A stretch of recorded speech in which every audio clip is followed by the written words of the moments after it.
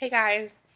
So this assignment was to discuss one major social and cultural development and discuss its cause and effects and its historical significance and why it's relevant today. So for my social development, I chose to discuss social media. So the definition of social development is prioritizing human needs in growth and progression of society. So it's going to talk about society growing as a whole and elements that make society grow as a whole. Social media can be many different things. It can be Facebook, Instagram, Snapchat, Pinterest, any way that people can communicate online, basically. So we think about who really uses social media. So, of course, we're going to look at the younger generation, which is my generation, and now even younger than that. And let's talk about how dependent teens and younger generations are on their phones for social media. They're constantly checking Instagram or Facebook or who liked what, and so it's kind of an addiction. Like, it's kind of really bad, and I don't foresee it changing anytime soon. Apart from, of course, it being an addiction, and when we think social media, we automatically just think that it's just for teenagers or it's just for fun.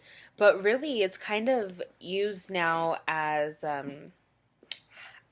like a second nature.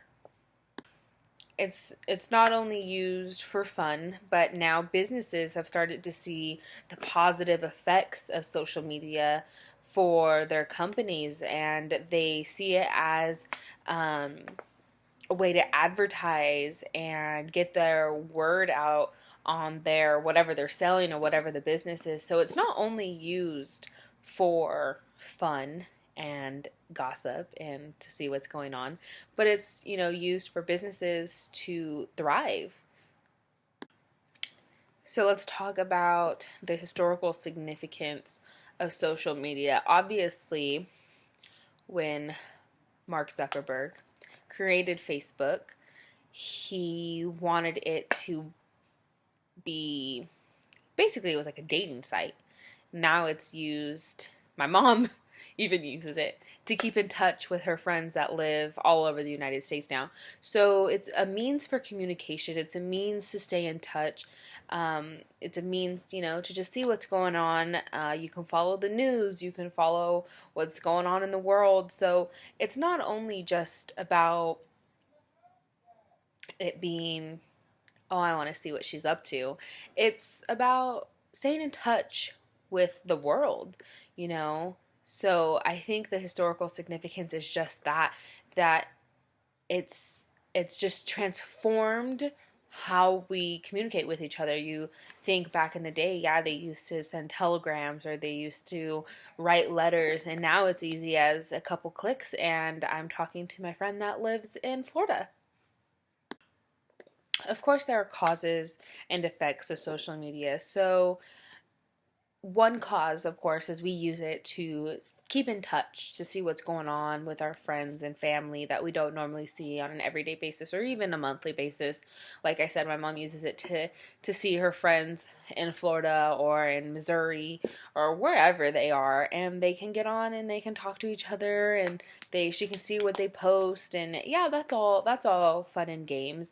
But one effect to that is it's kind of dangerous, especially for the younger generation that uses it to post and, oh, I'm here at the movies with my friends or whatever the case is. That's kind of dangerous for the creeps in the world that are kind of keeping tabs on that and seeing what's going on with these kids, and it's just dangerous. And of course, the younger generation doesn't take that into concern. They don't think, oh, well, nothing's gonna happen, but they're checking in at places, and it's just dangerous. Like, you never know who's watching. You really don't. Another cause, um, rather another use, is it's easier for us to communicate through social media.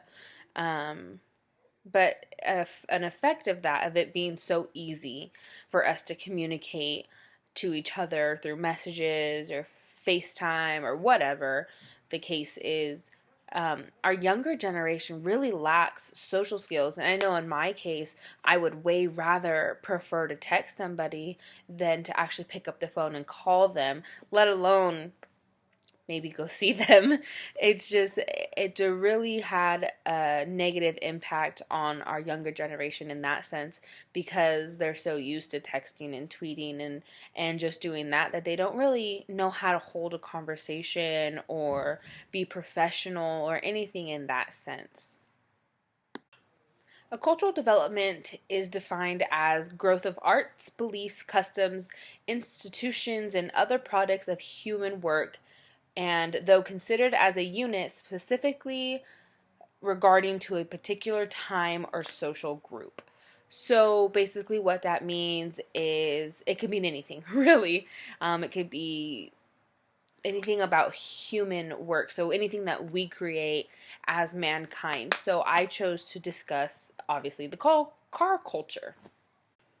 So car culture, that's kind of hard to say that 5 times fast.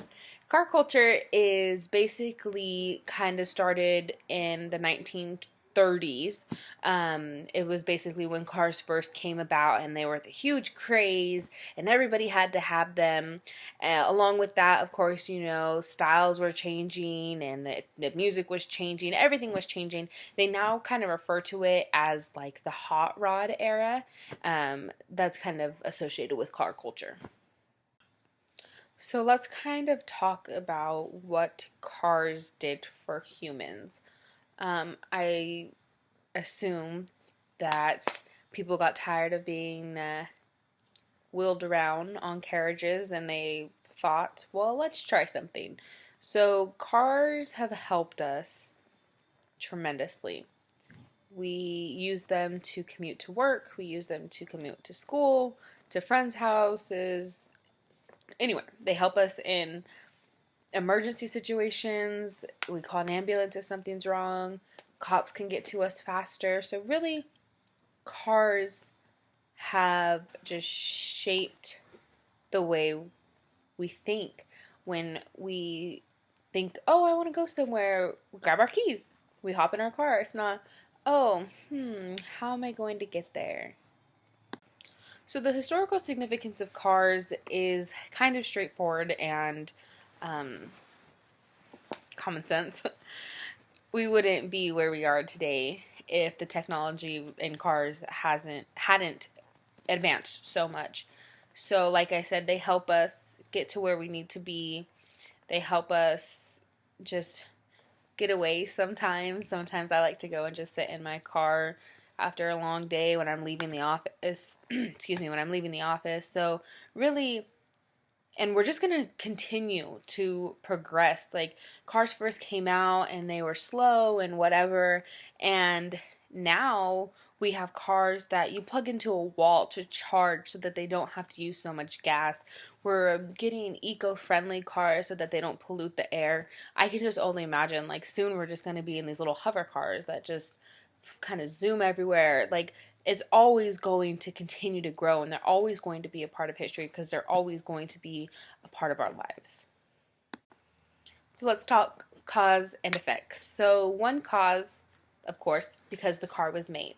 So because of that, an effect of just a car being made, we get places faster. We have the freedom to leave. I know I go places like to parties, and okay, I'm done, I want to go home. I have the freedom to just get in my car and go. I don't have to wait for somebody or walk off. I have that freedom, and I have the freedom to go anywhere. Now I can drive 2 hours and get to the beach rather than let me get on a train or bus or let me catch my carriage. It's just so much easier with a car.